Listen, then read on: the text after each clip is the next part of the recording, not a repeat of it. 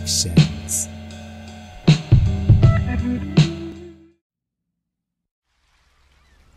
Hiya Monstaz, and thanks for dropping by. I hope all of you have been doing well. For tonight's video, I thought how cool would it be to listen to some scary stories near the ocean. The sun is just setting over the horizon. Please grab up a beach chair and indulge into the sounds of the ocean as we hear 7 scary stories. The monster under the bed isn't always there to scare you. Written by Life is Strange, Me Too. I was lying alone in my room when I heard the voice, deep and crackly, coming from beneath my bed. "Hey," the voice called out. I told myself I was just imagining it. "Hey, kid," the voice repeated. I drew my knees up to my chest and ducked underneath my blanket, trying to shut out the voice and the cold wind that drifted in through the window, ruffling the curtains. "Who are you?" I asked. "I'm the monster underneath your bed," the voice replied. "You mean you're real?" I asked. "What do you mean?" the monster said. "Of course I'm real." "Well, do you have a name?" I asked. "Well, of course I have a name. "Oh, well, what is it?" Frank." "Frank?" "Yeah." the monster said. "Is there something wrong with that?" "No, I mean, I don't know," I said. "It's just not very monsterly." "Well, my parents didn't want me to be a monster." "Really? What did they want you to be?" "A dentist." "Oh, well, that's funny," I said. I could feel myself beginning to smile. "Well, what do your parents want you to be?" it asked. "Well, I don't know. Hey, Frank, "Yeah? aren't you gonna, scare me or something?" What? Well, why would I do that?" "Well, you're a monster, aren't you?" "Well, yeah, of course I am. But that doesn't mean that I scare little kids." "But I thought that was your job," "It is my job to scare people, he replied. but only bad people." "Well, am I a bad person?" I asked. "No, He said. but you're not the one I'm here to scare." "Well, who are you here to scare?" I asked. "The man inside your closet." The skin on my arms goose-fleshed up. I wanted to ask him what he meant, but I fell silent as I heard rustling coming from the closet. The door creaked open, and I could hear soft footsteps padding towards me across the bedroom floor. I didn't dare peek out of the blanket. The footsteps stopped, and I could hear heavy breathing next to me. I squeezed my eyes tight. The warm sanctuary of my blanket disappeared as it was yanked off me. I hugged my arms around my knees and prepared for the worst. A scream shattered the night air, followed by the sound of breaking glass from the direction of my window. I opened my eyes a crack to see a knife lying on the carpet next to my bed, blade glinting in the moonlight. My parents rushed into my room and asked me what had happened, but I didn't know what to say, only that someone had been hiding in my closet, and they jumped out the window. My parents called 911, and the police came right away. They picked up a man called Gary Thompson sprinting through the streets a couple of blocks away. He was covered in blood and broken glass. They found Gary's car abandoned on our property, and inside they found duct tape, knives, barbed wire, and a video camera. From what I heard, Gary's lawyer employed an insanity defense, and Gary is currently incarcerated in a state mental facility for the criminally insane. I never heard from Frank the monster again, but the officer who arrested Gary told me that he sleeps on the floor of the facility. He tells the doctors that he's terrified of Frank, the monster, under his bed. Troublesome Wife, written by IT Sunni. I am a simple man. I lead a normal life with my loving wife Alana and our son and daughter, Jordan and Mia. We live in a simple 2-story home in a regular neighborhood. I work an office job. Alana stays at home and tends to the house. The kids go to school. My life is perfectly stable. I think we're about the most basic white family you can meet in your life. But lately, I'm worried about my wife. She's trying harder and harder lately. The woman is clearly stressing herself out. But why? Isn't she happy with me and the kids? Clearly not. But it doesn't matter. Ever since I let her out of the basement, she's been ungrateful. I just never paid any mind because I believe she'll never go anywhere. But what I found when I got home from work, she's in front of the house and trying to disable the alarm I put on her ankles. Another day. I caught her trying to ask a neighbor to help her escape. They pay no mind. Still, I have to do something about this soon. It's embarrassing. So today, I'll show her. No one needs a disobedient wife. I pull into the garage of our home. The kids are playing in the backyard. I can hear them. And calmly, I enter the house and put down my briefcase, loosening up my tie. Approaching the kitchen, I maintain a stern face and confront the woman standing over the kitchen island. You know I don't want to hurt you, right? Alana stares at me blankly. No words. Typical. You're the love of my life, Alana. And still, no words. She never has anything to say. Looking at her tattered face and clothes, I decided that maybe a bath will put her out of her misery. And she was dirty after all. You'd like a nice bath, Alana, yes? Her eyes shot up with fear. You know what this means. She started to back up away from the kitchen island, probably to seek a weapon. No, she muttered, but only to herself, 'cause I wasn't listening for sure. Within seconds, I broke into a sprint to give my beautiful wife a nice bath to relieve her from her stress. Doesn't she see any woman would be lucky to have me? I'm the best husband ever. But Alana doesn't see it, so I'll show her. I caught Alana before she reached the exit of the kitchen and bound her up with ripped pieces of her own dress before carrying her up the stairs and beginning to run the hot bath. Scalding. She liked hot baths, after all. I looked into her eyes as she lay in my arms, struggling. We lived a good life together, Alana. Why would you ruin it? Alana just stared at me, petrified, frozen, the way I like to see her. She knew not to scream or she'd just get hurt more. The bath was filled. Placing my wife into the bath, tied up and fearful, I got a bag and carefully placed it over her head, then tied a knot. I love you, me too. But it looks like I'll have to find another one. One that won't run. I shoved her head under the water and listened to her struggle for her measly life, gasping for air desperately, trying to fight her fate, even trying to bring me with her. Exhilarating. Every time I drown my wife is the best feeling. Oh, she's trying to breathe. And I made sure I held her firmly under the surface this time, hitting her head real hard on the floor of the tub. That should stop her.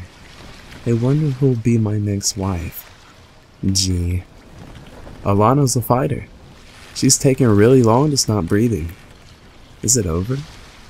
The clear water turned a muddy red quickly. It's done. Now it's time for Jordan and Mia to go with their mother.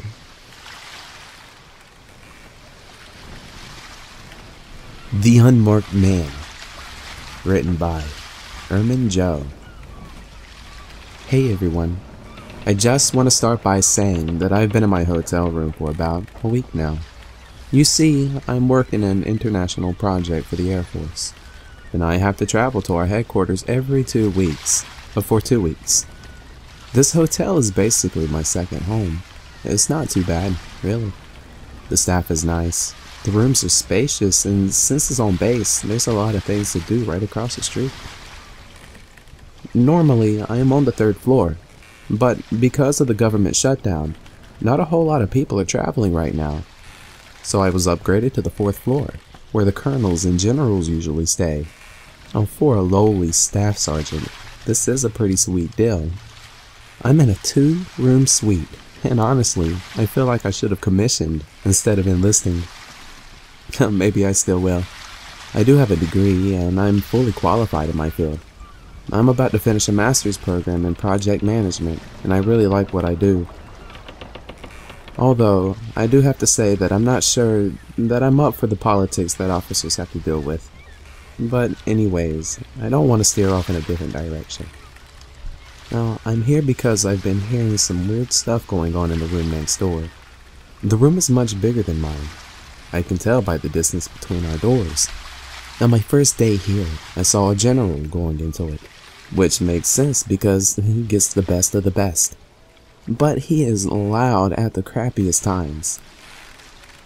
So, the weird stuff first started when I heard some loud thumping at 4 a.m. on my third night here. It woke me up, and at first I wanted to yell out and say, "Shut up!" But I realized who was in there, and I reeled myself in. Honestly, it's not unusual for military personnel to get up at 4 a.m. and do PT. What is unusual is doing it in a hotel room, when there's a perfectly good gym on the first floor. There's a modern gym across the street. High ranking or not, it's rude to do something like that, and, believe it or not, officers are mostly nice and considerate. The thumping went on for about a half an hour until I finally cracked and decided to go out and knock on his door. Wanting to keep a professional manner, I knocked gently. "Hello, sir? Are you okay? You sound like you're struggling or something." The thumping stopped, but it's completely silent. Freaking weirdo, man. Maybe he realized he wasn't alone. I don't know. But with that problem solved, I went back to my room and got back into bed. It wasn't 3 seconds later after laying down, I hear his door open, then slam, followed by quick footsteps towards the elevators. What the? I hope that I didn't piss him off. I didn't need my career all messed up for something like that. Now, a couple of days later, or yesterday, it happened again. Thump. Thump. Thump. Now this time it was louder and slower, almost deliberate. Dude, are you freaking serious? Now I said that to myself, obviously. Well, that time I got up immediately and decided to go to the cafe in the lobby. There was no point going over, making him angrier than he might have already been. So I shaved, I brushed my teeth, and I put some gym clothes on. And when I left the room and approached the elevators, I heard the general's door crack open. Now our rooms are right next to the elevators, so the creaking was pretty loud. It actually shocked me, like when someone walks up behind you and screams. I was definitely awake after that. Turning around, I looked to see if he was coming out to yell at me for disturbing his PT. Nope, the door was halfway open, and I could see that his room was dark. The window's blinds were open just enough to let the moon show through. All I could see was a sliver of his silhouette. He was standing up, rigid, as though he had a pole surgically implanted into his spine. He just stared at me, or at least I think he did. I couldn't see his eyes. What the heck? I could feel anger washing over me as he glared. I didn't think I did anything wrong. I mean, I even made an effort to sound concerned when I knocked on his door during the first incident. I looked back at him for a few seconds, and finally said, "Good morning, sir. How are you? Do you need anything? I'm more than happy to help." What I really wanted was a no, but you have to be courteous to officers, no matter how much they creep you out. This guy was a freaking nutcase. To my dismay, he never responded. He just kept staring. "Well, okay, sir. Well, I'm heading to get some PT done." Wasn't true, but I needed a good reason to leave. "And get breakfast. Have a nice day."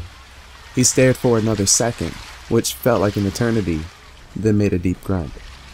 He snapped his door shut, and I heard quick footsteps shuffle away. Sighing with relief, I pushed the arrow down on the elevator about 20 times. There is always an elevator on this floor because high-ranking officers don't wait, so the doors opened up immediately. Thank God for that. I just wanted to leave. But before I walked in, I looked back. Now, I don't know what compelled me to do it, but I did. I regret that still, because that's when I noticed something strange about his door. All of our rooms have a gold plate with our room number and a peephole. His has nothing but a handle with one of those hotel key card slots. Now, I must have been too tired to notice that when I knocked on his door before. I don't understand it. That's so weird. Now, you would think that if anyone wanted a peephole, it would be a general, so they know who's at their door. Okay, this was too much for me to deal with at 4 in the morning, so I left, trying to think about something else. And that brings us to tonight. As I write this at 4:30 p.m., the thumping is happening again, only it's against my wall. The sound is resounding through my room. I called the front office a few minutes ago to make a complaint because, this is nuts. It's been going on for about 20 minutes. I'm trying to ignore it, but it's hard. Actually, wait. The thumping just stopped. Thank God. You know what? I really like this room. But I think I'm gonna transfer if this doesn't stop. And I'd rather be in a smaller room, than dealing with this. Oh, someone's knocking at my door. So, I'm gonna go. It might be my coworker Jeff. We have a 4-day weekend because of President's Day. So he may want to go out to the bar. Well, I'm logging off for now. But I'll update if anything happens. Until next time. Text from the Dad. Written by Tophus. I'm writing this out of desperation. I need to vent this somewhere, and I think this forum is the perfect spot. I used to work at one of the most popular funeral homes in my city, only about 15 minutes away from the house. It was kind of a morbid job, but at the time, I was taking classes at a local college, and it was the best I could do at the time. Competitive pay, and people were always dying, so we were always busy. I didn't personally work with prepping the corpses for the funeral. I focused on working with the families of the deceased and planning the appropriate services for their loved ones. I had been down where they held the bodies before on occasion. Sometimes I had to help the owners with certain monthly maintenance tasks down there. I had always been somewhat creeped out about working there, but nothing beats what happened there a few days before I quit the job. We had a mid-40s mother and father come in, and teared up as they usually are. They were inquiring about having a service for their late son. Apparently, he had been in a nasty car accident on the highway. His name was Bobby, and he was 19 at the time of his passing. Of course, with Carrie's sympathy, I gave them a tour of the place and showed them various products and services we offered. They liked our facility and selected the various types of things they wanted present at the funeral. We finalized everything, and they left. The body was being transported over along with a few personal objects his parents wanted buried with him. Now, this isn't an unusual thing. Many people do this with the deceased loved ones. When everything arrived, it included a baseball cap, a sports team hoodie, and a cell phone. Turned off. How sad. I thought. This poor kid losing his life so early. I felt great sadness for him and his family. The funeral was planned in 2 days on a Saturday. I continued working my regular tasks for the rest of the day and then went home. Exhausted when coming in, I threw my coat on the table and immediately headed up to the shower. Hopped in, washed myself, and dried off, finally putting on some PJs. This was my usual routine. I finally headed to my living room and turned on the TV, finally getting a chance to relax.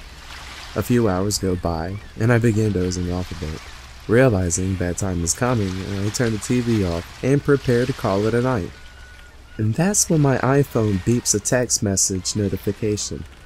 Figuring it must be one of my friends or family, I unlocked my passcode and opened the message up. I was somewhat surprised that this text message came from some number that was not saved in my contact list. Hello, it read. A little weirded out, I responded with a, "Hey there, who is this?" I began heading to my bedroom and shut the door, turned the TV on, and got into bed. I usually would watch a bit of TV before falling asleep. And my phone beeps again. Bobby, it said. Bobby who? I asked. I haven't never known anybody by that name. You know who I am. You met my parents today. I got a bit dizzy as I read it, along with a rock settling in my stomach. There is no way this is that kid, I thought to myself. Well, I responded, this isn't funny. What happened to him was horrible, and no one should be joking around like this. The number responded, shut your rotten mouth. You let them ruin my funeral. Ruin it. It should have been you in the car accident, not me. You'll have an early grave too, if it goes my way. At this point, I'm flipping out and beginning to really get upset. I blocked the phone number and put my phone on the charger. How could have I ruined his funeral? His parents made the calls on everything. Taking deep breaths to calm and relax myself, I tried to make a rational explanation for what was going on. I would talk to my boss in the morning about it. Now the next day came, and I relayed the events of the prior night to my boss. Well, he explained, well, it's gotta be some idiot kid screwing around with ya. I wasn't sure. I know kids were good with technology these days, but they couldn't be that good. There was only one way to check for sure. I waited until we closed at 8 p.m. and I told my boss I needed to finish up some paperwork and would be sure to lock up when I leave. I heard his car pull out of the parking lot and I sat my paperwork down. I walked to my office and headed for the basement. I opened the door and headed down the stairs into the embalming room. There was always this sour mothball-like stench in there, and it hits your eyes and your nose like a rotten onion. And I walked through the embalming room and made my way to the employee corridor and down to the room that held the corpses. This room had an entirely different smell, one truly blood-curdling. A stench of rotten eggs is the best I can describe it. Even though they embalmed the bodies, they still had this strange odor. I opened the door and walked in. The room is fairly large and it can hold up to 60 bodies at a time. I found the slot with his name and unlocked the hatch, slowly pulling out the coffin. I unclipped the latches and slowly opened it. There he lay, solemn and cold. Beside him laid the team hoodie, hat, and his cell phone. The expression on his face was lifeless and frowning. You could see his body had been damaged severely. Our team had put him together the best they could. They had put a wig over his regular hair. Apparently the backside of his head was broken open in the crash. They used this as a way to cover it. Along with that, there was a huge gash going from the left side of his forehead all the way down the right side of his neck. Of course, this was all covered with skin-colored makeup and putty the best they could. I observed the items his family wanted him to be buried with. They were tucked to the left side of him. I noticed that the cell phone was now on. I picked it up and tried to open it. It had to be locked with a security passcode. I sat the phone on his lifeless chest and reached into my pocket for my phone. I pulled up my blocked list and unblocked the number. I switched over the call. I then switched over to call mode and dialed the number. As my phone rang, the phone on the kid's chest began ringing and vibrating. I dropped my cell phone in shock. My hands began shaking as I took his phone and placed it back to the left side of his coffin. My body began to feel heavy and weird. I bent over and picked up my phone. I reached up and over quickly to seal his coffin, but before doing so, to my horror, I noticed the frown on his face had changed to an eerie grin. My body began to feel heavier and heavier as my legs began to shake and tear. I slammed the coffin shut and pushed it back into the storage holder. I ran to the door, shut the lights off, and fell into the hallway. I swear I heard groaning noises coming from the storage room I had just left. I hastily made my way down the hallway and through the embalming room. I almost tripped going up the steps on my way back up to the main level. Slamming the door behind me, I felt a bit better. I went into my office and grabbed my keys and the rest of my things and ran out of that place faster than I have ever before. I shut the entrance door and bolted it. I sped walked over to my car, got in, and started it up. My phone begins vibrating and ringing. I reach into my pocket, and I'm in absolute horror. It was coming from Bobby's number. It was actually calling me this time. My hands were shaking as I swiped to answer the screen. Hello? In the most demonic deep voice I have ever heard. Why don't you come back down here? Come down and see me again. Come now, or I'll come for you. I began screaming. Screw off! I don't know who you are or how you were doing this, but stop it. It answered me back. You know exactly who I am. Come back down and play with me. We can be best buds. I hung up the phone and tears ran down my face. I drove directly to my boss's house and beat down his door. Crying and shaking, I explained there was no way it could have been anyone else. I was the last to leave the funeral home. That phone was locked in his coffin in the basement. I resigned my position immediately and never went back. After the events of that night, I still receive texts and phone calls from that number, even after I blocked it. They continue. I just hope one day this stops. I now work at a boat rental business. No more dead guys for me. First dates are the worst. Written by House of Pound Cakes. It's been months since my last date. It went bad. It wasn't her fault though. I'm the one who spoiled it. That's why it's so important to me that my date tonight goes well. And Kelly's amazing. She's beautiful, intelligent, the whole package. It's important to me to get this one right and preserve our relationship as long as possible. Well, let me explain about the last woman I had bad luck with. Sasha was quiet but sweet, and I found it adorable. I wanted to plan a fun night for her, so I set up ice skating, and then I was gonna cook her a nice home-cooked meal to show off my skills in the kitchen. But of course, because I had bad luck, there was a horrible storm that night, and the power went out. Thankfully, she was amenable to rescheduling. When we finally had our date, we were both nervous. At least I thought she was, but her behavior started to seem more and more odd as the night went on. I can't explain how she was acting weird. It was more of a vibe. Her being so quiet unnerved me, and she would stare at me for long periods of time without blinking. But she was hot, so I really didn't mind too much. I tried to break her out of her creepy silence with the usual first date small talk. I started by asking, "So, tell me about your job."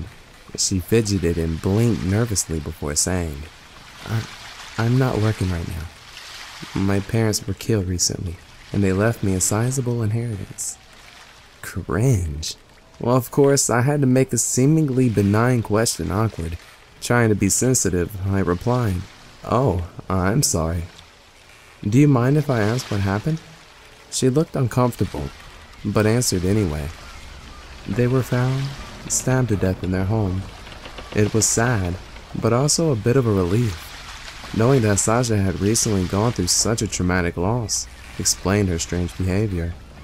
Well, of course she's not gonna act quite right after losing her parents. Now we managed to move past the awkwardness as we headed to my place for dinner. Being the gentleman that I am, I hung up her coat and pulled out her chair for her. I kept the food warming in the oven to make the apartment smell like delicious meat instead of the usual sweaty gym shorts. Sasha sniffed the air and remarked, "Oh, that smells delicious." I smiled and thanked her, and we ate dinner, which naturally she loved, then moved to the living room for some Netflix and chill. Now, things were going well at first until she interrupted Game of Thrones to tell me she was feeling a little queasy. I couldn't help but to admit, yeah, I'm feeling a little nauseous too. She said, not to insult you, but maybe the lamb was a bit undercooked.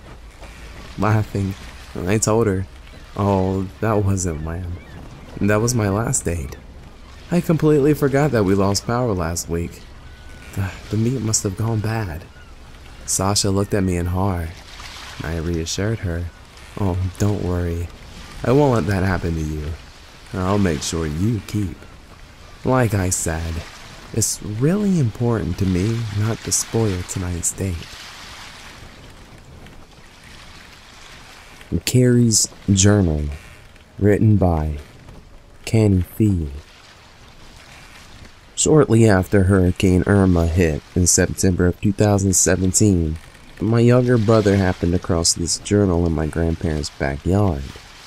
I am copying exactly as I see it, and I will try to add entries from time to time. Between work and school, I'll try to share as much with you as I can when I have some spare time. I know nothing much about this person. This journal is red, had been soaked and dried. It's almost perfectly legible. Almost. Surprisingly, only one photo remained attached. The name written on the inside is Carrie. This is her story. December 30th, 2016. I've started logging this because I wouldn't believe this myself if I didn't write this after what happened. My head is so foggy. Some days feel like a dream. No, a nightmare. I'm starting to worry. I'm seeking help. I'm exhausted. I'm defeated. Getting my son, Daniel, to sleep in his crib was awful. Yes, I know I'm at fault for co-sleeping with him since he was born. Constantly, at the slightest noise, I would leap up on my bed, half asleep, and run down the hall to my son's room when he begins crying. But lately, I've been so exhausted. I've been sleeping through some of his cries. It worried me sick I didn't have a monitor in his room, so I knew that it would be something I would have to get soon as possible. Then hopefully he and I could get some better sleep, and I would have some peace of mind. I had planned to go to Miss Lily's consignment shop that following day after work. Now it's a child-infant consignment shop. I always see when I'm stuck in awful 4:30 traffic as I'm passing through a small town on my way back home from work. I actually live about an hour from where I work. But the pay is decent. I've quickly learned to accept the drive. So, as I planned, on my way home, I called my mom, who watches Daniel while I work, to let her know about my little detour to the consignment shop so she can watch Daniel a little longer than usual. It was actually pretty interesting to me to finally stop in a town I have constantly passed by 5 days out of the week for 3 years. That being said, I still wanted to make this trip as quick as possible. I was ready to pick up Daniel and be home. When I arrived at a small plaza area, I took a moment to look around. It was a very hustle and bustle environment, everyone shuffling in and out of buildings and parking spaces, people like myself making quick errands after work. I hate going out around this time, but I walked briskly through the crowd heading straight for the consignment shop. Miss Lily's consignment is actually located right next to a locally owned video rental store. The nostalgia of seeing one of those still around was so exciting to me. I caught myself glaring into the window of the video store just briefly, reminiscing on my Friday nights as a 10-year-old, stocking up on rentals, snow caps, and sour punch straws. Oh, of course waving the giant tub of popcorn in front of my mom, pleading with her for me to get just the one more snack, because popcorn is a must. I was so tempted to walk into that store, but I needed to focus. Baby monitor. So I approached Miss Lily's consignment shop. Pink and lime green ribbon bows decorate the door. An operation of hours sign hang with the same color green and pink color scheme littered with the Comic Sans font. It looked like every children's consignment shop I've ever been to. I pulled the door open and I walk inside. "Hello, do you know what you're looking for?" I was greeted. I look ahead to see an older lady, maybe in her early 50s, hair pulled back in a tight bun. I assumed she was the owner. Now normally, I would browse, but I didn't have the extra money to spend, and again, I just wanted to hurry and be home. "Actually, yes," I responded. "Do you have any baby monitors?" She curled her lips a little and shook her head. "You know, we don't get a whole lot of those when we do. They usually sell quickly." I felt a little defeated. "But if we do have any, they would be over in that room with the electronics." I followed her finger. Though I was doubtful, I was at least going to check. Well, to my surprise, not only did I see a monitor, it was a video monitor. I was so thrilled. I snatched it off the shelf immediately and walked with enthusiasm to the checkout counter. She smiled as I approached the counter. "Ah, I don't remember pricing this one," she said, taking it from my hand. She looked at her computer screen after keying it in. "Oh, this was bought last night. Oh, forgive me. My memory isn't what it used to be," she said. She put the video monitor in the grocery bag. I paid, and I was on my way home. I couldn't wait to set it up. After picking Daniel up, we headed straight home. I put Daniel in his bouncer for just a moment while I set the video monitor up. Luckily, with just a few screws, I was easily able to set it up in the corner of his room. I flipped it on and tested it out. Perfect. After dinner, Daniel fell asleep on the couch right next to me while I was watching America's Next Top Model. Quietly, I scooped him up and carried him down the hall to his crib. I took a moment to look at him, sleeping in his crib. I loved that boy so much. I kissed his forehead and tiptoed out of his room, closing the door quietly behind me. I grabbed the receiving end of the monitor from the kitchen counter and flipped it on. I smiled at the monitor, at my boy. I quickly realized how exhausted I was. I decided to take a shower and crawl into bed. 5 a.m. is such an ungodly hour, and it comes too quickly. I hated waking up that early. I crawled into bed. I put the charger on the monitor, charger on my phone, and sat them on the nightstand next to my bed. Oh crap, I shuddered, realizing how late it already was. It was 12 a.m. I must have drifted off pretty quickly, because it felt like no time at all when I was suddenly jarred awake by an ear-piercing noise coming from my nightstand. The monitor, it was so loud, screeching feedback. Oh God, was it a teeth-gritting sound? It was as if I held the monitor itself so close to the receiver and held it there for the longest time. The second that it eased up, it quickly followed by an even louder, this time, static and crackling noise. It was disturbing, slightly frightening, and so loud. But for some reason, I still don't know. I kept listening. I know I may sound insane. Maybe I am. But I could have sworn on everything during all of that. I could hear words being formed and hissing, hushed tones between the crackling. Thank God Daniel couldn't hear it, because it was enough to keep me wide awake. I reached out to my nightstand for the monitor.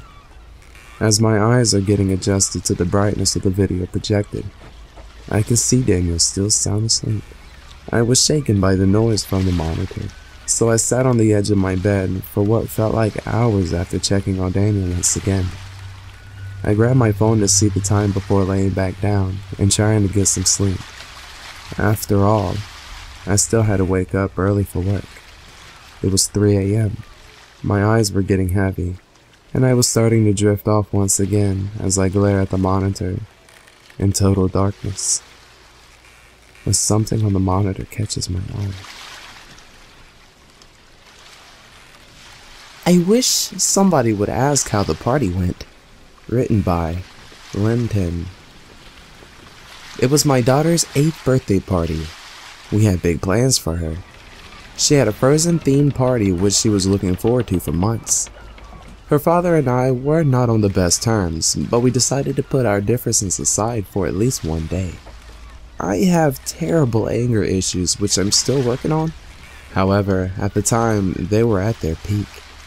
I knew having him around was going to be triggering, but I was determined to give my child the best party. He was going to come early and dress up in an Olaf the Snowman suit to surprise her when she woke up. I had everything ready.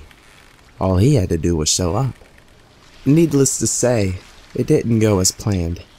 He was a whole hour late, and on top of it, he was drunk. Well, for some reason, I was not expecting something so terrible from him. I was so incredibly furious. I felt all the anxiety and anger rushing through my veins up to my brain. I couldn't process anything for a minute. All I could think of was, how can I fix this? As I saw him stumbling around, nearly knocking over the cake, out of pure rage, I stabbed his neck. Blood was gushing everywhere, and I was so numb I didn't even know how to react or feel. I checked for a pulse, and it was a sure thing. He was dead. I zoned out for a second, right after I heard my child walking around upstairs. I started panicking on how hideous it would be to find your father dead, murdered by your own mother. Even worse, on your birthday. Such a memory would ruin every single birthday. Traumatizing. So I did what anyone would do. I proceeded to put him in the Olaf suit. My daughter came in and saw him, her eyes filled with excitement. I told her it was a life-size stuffed Olaf. She was ecstatic. It was horrendous to see my child unknowingly play with a dead body, the one of her own father.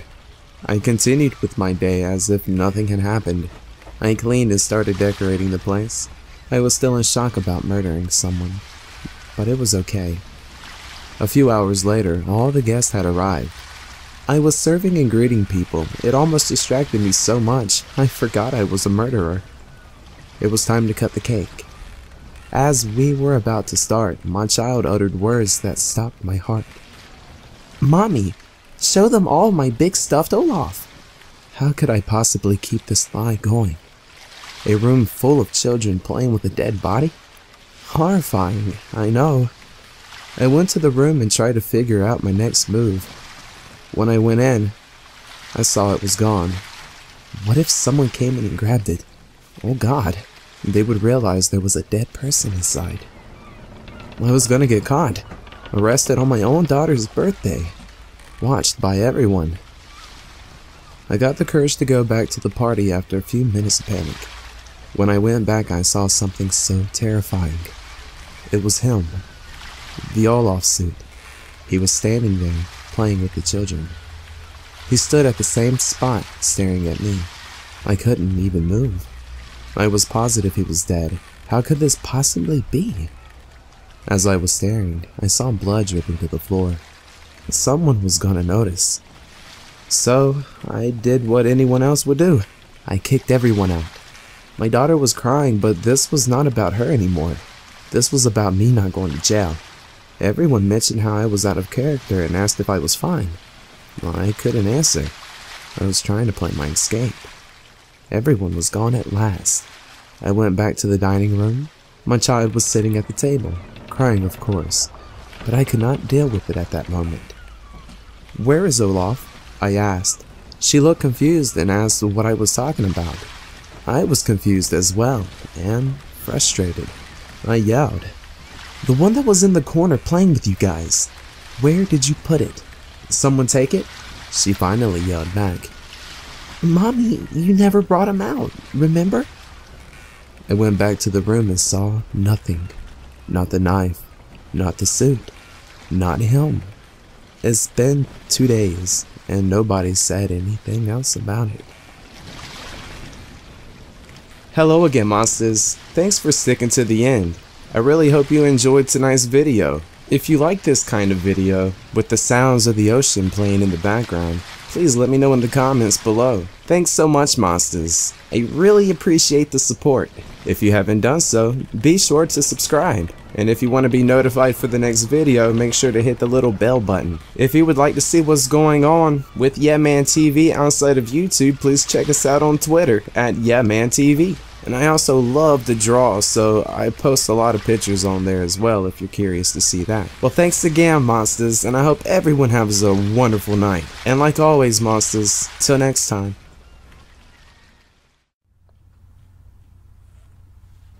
Bah.